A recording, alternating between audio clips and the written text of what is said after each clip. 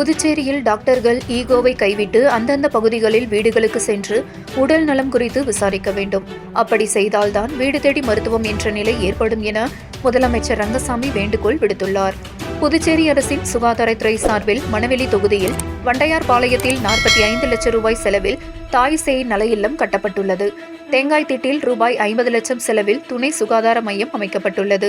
இதனை முதலமைச்சர் ரங்கசாமி திறந்து வைத்தார். அப்போது பேசிய அவர், மத்திய அரசு மருத்துவமனைகள் அமைக்க ஒரு விகிதாச்சாரத்தை வைத்துள்ளது. அந்த விகிதாச்சாரத்தை விட அதிகமாக மருத்துவமனைகளை அமைத்துள்ளோம். புதுச்சேரியில் கல்விக்கும் சுகாதாரத்திற்கும் அதிக அளவில் நிதி ஒதுக்குகிறோம். அனைத்து பரிசோதனைகளும் மருத்துவமனைகளில் கிடைக்க வேண்டும்.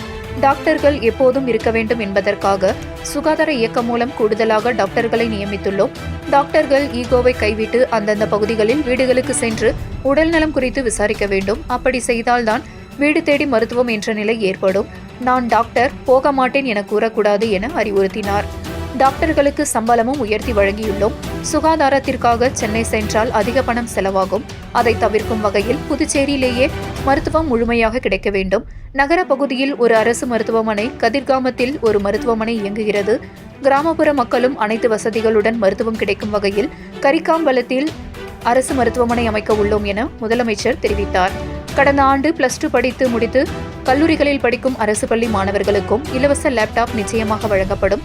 நியாயமான கோரிக்கைகளை நிறைவேற்றுவதில் அரசுக்கு எந்த தயக்கமும் கிடையாது. எனவே போராட்டங்கள் தேவையில்லை.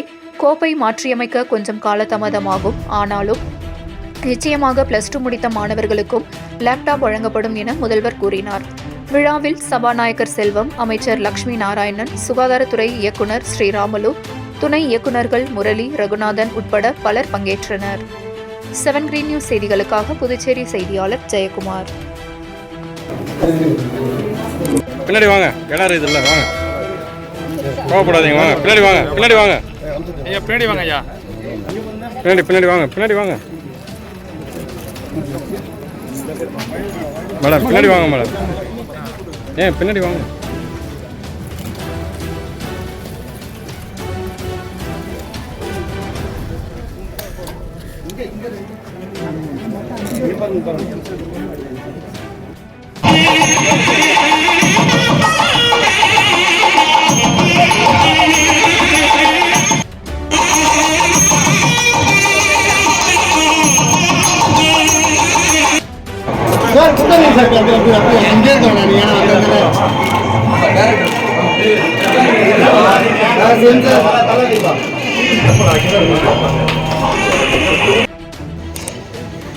துறையாக எப்படி செயல்படுகிறது, நம்முடைய மருத்துவ மக்களுக்கு எப்படி மதிப்பீட்டில் இந்த சுகாதார மையம் இங்கே கட்டப்பட்டு இப்பொழுது திறக்கப்படுகிறது.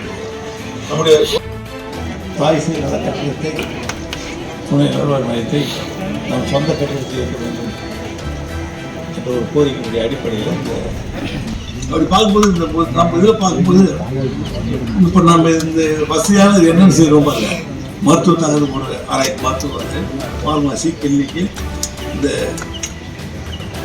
பர்சனல் செய்கிறதுக்கு இடம், ஸ்டோரி, கிச்சன், டாய்லெட் எல்லா வசதியும் உள்ள ஒரு சுகாதார மையம் இந்த மையம். நீங்கள் பார்த்தீங்க இந்த மாதிரி இடத்துக்கு பார்த்தீங்கன்னா டாக்டர்ஸ் இருக்காது, ஒரு செவிலியர் இருப்பாங்க, ஒரு டெக்னீஷியன்ஸ் அது மாதிரி இருப்பாங்க. டெஸ்ட் பண்ணிவிட்டு செவிலியர் பார்த்து வெளியில் நம்முடைய மருத்துவமனைக்கு பொது மருத்துவமனைக்கு அனுப்பிச்சி வச்சுருவாங்க. ஆனால் இன்றைக்கி இங்கே ஒரு மருத்துவரே இருப்பார், அது பார்ப்பார்.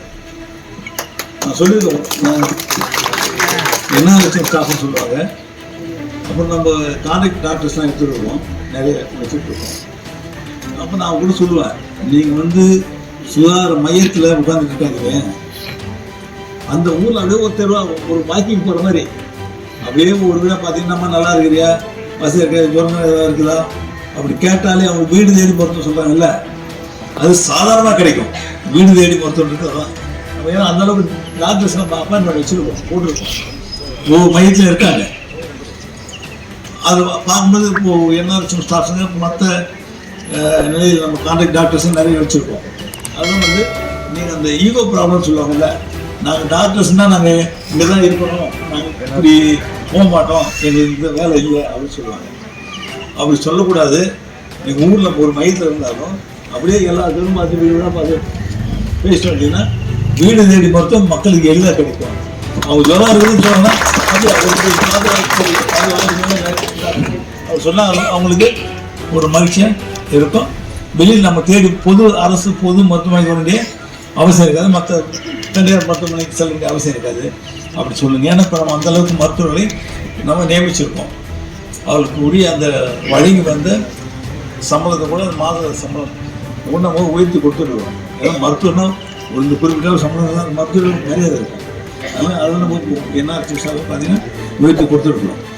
அது மாதிரி நம்முடைய மையத்தில் சுகாதார மையத்தில் என்னென்ன வசதிகள் வேணுமோ அது நம்முடைய மத்திய அரசு அந்த சுகாதாரத்துறை என்ன கணக்கீட்டில் கொடுத்துருக்காங்க அதை விட அதிகமான நிலையில் நாம் நம்முடைய மக்களுக்கு மருத்துவராக இருந்தாலும் சரி, செவிலியர்கள், இது மாதிரி தொழில்நுட்பத்தை சார்ந்தவங்க இவங்களாம் நிறைய நியமித்து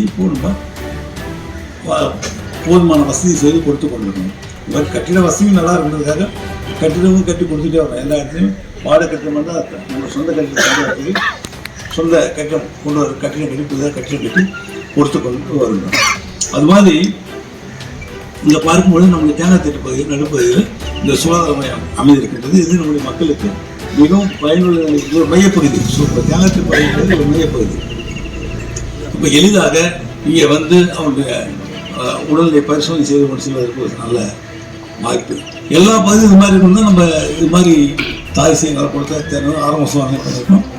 இன்னும் மேம்படுத்திருக்கணும். இந்த கரிக்குலம் பாக்கம் இந்த பகுதியில் ஒரு பொது சுகாதார நம்முடைய மருத்துவமனை, அரசு பொது மருத்துவமனை இப்போ நம்முடைய நகரத்தில் இருக்குது. அடுத்து கதிராமத்தில் அரசு கல்லூரி சார்ந்த மருத்துவமனை இருக்குது. அதே மாதிரி நம்முடைய கிராமப்பகுதியில் ஒரு பொது சுகாதார பொது மருத்துவமனை, அரசு பொது மருத்துவமனை கொண்டு வரணும் அப்படின்னு சொல்லியிருக்கோம். சட்டமன்ற சொல்லியிருக்கோம். அதனையும் விரைவிலேயே ஒரு பகுதியில் ஒரு அரசுடைய பொது மருத்துவமனை எல்லா வசதியும் பொது மருத்துவமனை கொண்டு வருவதையும் நீங்கள் தெரிவிக்கிறீங்க. அது மாதிரி நம்முடைய அரசுடைய செயல்பாடுகள் எப்படி இருந்தது நன்றாக தெரியும். சட்டமன்ற நிறைய சொன்னார். தொகுதியுடைய மேம்பாட்டு நிதியாக இருந்தாலும் சரி, பொதுப்பணித்துறைக்கு ஒதுக்கக்கூடிய நிதியும் சரி, தாழ்த்தப்பட்ட மக்களுக்கு ஒதுக்கிய நிதியும் சரி, மீனவ சமுதாய மக்களுக்கான நலத்திட்டங்கள் அவருடைய வளர்ச்சிக்கான நிதியும் சரி, நாம் நம்முடைய அரசானது காலத்தோடு அவர்களுக்கான திட்டங்களை எல்லாம் செயல்படுத்தி வருவதை நல்லாக அறிகிறேன். அதே மாதிரி மாணவர்களுக்கு சொன்னாங்க, மாணவர்களுக்கு அதே கல்விக்கும் சுகாதார கல்விக்கும் நம்ம அந்த குறியீட்டை விட அதிகமாக தான் நிதி ஒதுக்கி செயல்பட்டு வருகிறோம். நல்ல கல்வி புதுச்சேரி மாணவர்களுக்கு கிடைக்கிறது நம்முடைய எண்ணம். அதன் அடிப்படையில் கூட நம்ம மடிக்கண்ணை வழங்க முடியுமான்னு ஒரு கேள்வி கேட்டுருந்தாங்க. 68 கோடி ரூபா இப்போ எல்லோருக்கும் மடிக்கண்ணி எல்லா பள்ளிகளும் வழங்கிட்டு வராங்க. நேற்று கூட இங்கே மாநில அமைச்சர் சட்டமன்ற தலைவர்கள்லாம் மடிக்கண்ணி பொருத்தத்தில் இப்போ ஆர்த்தோடு அந்த போய் சார்ந்தால் அவருடைய பள்ளிகள் சென்று மடிக்கண்ணி கொடுத்து கொண்டு வருகிறார்கள். இதில் ஒரு சின்ன ஒரு குறை இடையில வந்து என்னென்னா, நம்ம சட்டமன்றத்தில் அறிவிக்கும் பொழுது படித்திருந்த பிள்ளைகள் இப்போ கல்லூரி சென்றுவிட்டாங்க. இப்போ 14 படிச்சுட்டு இருந்தாங்க. இப்போ அவங்க கல்லூரிக்கு சென்று விட்டாங்க. அந்த பிள்ளைகளும் எங்களுக்கு மடிக்கண்ணி கொடுக்கணும், நீங்கள் அப்போ தான் நாங்கள் இருக்கும்போது தான் அறிவிச்சிங்க எங்கள் பள்ளிக்கு அப்படின்னு சொல்லிட்டு கேட்டுருந்தாங்க. ஆனால் நான் அறிவிச்சதும் அந்த சமயம் தான் அறிவித்தோம். நாங்கள் சட்டப்பேரவை தலைவர் சட்டப்பேரவை கலந்து பேசிட்டுருக்கோம். பேசிட்டு அவர்களுக்கும் அந்த அந்த பெண்ணால் படித்து வெளியே சென்றுள்ள இப்போ போராட்டம் கல்லூரி போராட்டம் மாட்டாங்க செய்தியாளர் அவர்களுக்கு அந்த நான் சொல்லியிருந்தேன், அந்த 12ஆம் வகுப்பு படிச்சுட்டு வெளியே போயிட கிடைக்குமா அப்படின்னாங்க. நீங்கள் வெளியே போயிட்டு அவ்வளோ சரி கூட்டு கொடுத்துருவோம்னு சொல்லியிருந்தேன். அதே மாதிரி அவர்களுக்கும் நிச்சயமாக மடிக்கண்ணி கொடுப்போம். அதுவும் அவசியம் யாரும் சொல்கிறாங்க உட்காந்து கேட்டு தர வேண்டிய அவசியம் கிடையாது. வந்து பார்த்தாலே நியாயமானது என்ன கேட்டாலும் அந்த அரசாங்கம் செய்து கொடுக்கும். நியாயமாக என்ன செய்ய வேண்டுமோ அதை அத்தனையும் கோரிக்கையாக வைக்கும் பொழுது அதை அரசாங்கம் ஏற்றுக்கொண்டு செய்து கொடுத்து வரை நன்றாக நம்முடைய அரசுடைய செயல்பாடு அப்படி தான் இருக்கும். மக்களுடைய கோரிக்கை கேட்டு அது சரியான முறையில் இருந்தால், நியாயமாக இருந்தால் அந்த கோரிக்கையை அந்த அரசாங்கம் செய்ய மறுக்காத கேட்டு அதை செய்து கொண்டு வருவதை நீங்கள் நன்றாக இருக்கிறோம். அதே மாதிரி இந்த நம்முடைய பிள்ளைகளுக்கான இந்த கல்லூரிக்கு சென்றிருக்கிற பிள்ளைகளுக்குரிய அந்த 12ஆம் வகுப்பு அப்படி படித்த பிள்ளைகளுக்கு அரசானது மடிக்கணி நிச்சயமாக கொடுக்கும் என்பதை நேரத்துங்களுக்கு தெரிவித்துக் கொள்ள வேண்டும். ஏன்னா அந்த பிள்ளை போன செய்யலாம் யாரும் சொல்கிறாங்க ரோட்டில் வெயிலுக்கு உட்காந்துறாங்க. அது தேவையில்லாத கொடுத்து தான் போகிறோம், கேட்டுக்காம கொடுக்க போகிறோம். என்ன கொஞ்சம் கொஞ்சம் நாள் எடுத்துக்கும். இதை முதல் ஒரு கோப்புல ஒத்துருக்கும், அதை மாற்றி அமைக்கும் போது ஒரு சில வாரம் எடுத்துக்கும், வேறு ஒன்றும் கிடையாது. ஆனால் அவர்களுக்கு அந்த மடிக்கணி வழங்கப்படும் என்று இங்கே தெரிவித்துக் கொண்டு நம்முடைய சுகாதார மையம் நம்முடைய ஜனத்திற்கு பாதிச்சான மக்களுக்கு மிகவும் பயனுள்ளதாக அமையும். மருத்துவ வசதியை மேலும் மேலும் உயர்த்துவதற்கு நம்முடைய அரசு நடவடிக்கை எடுத்து வருகிறது. நீங்கள் இப்போ பார்த்தீங்கன்னா இறுதி அறுவை சிகிச்சை நம்ம ஆரம்பித்தோம்.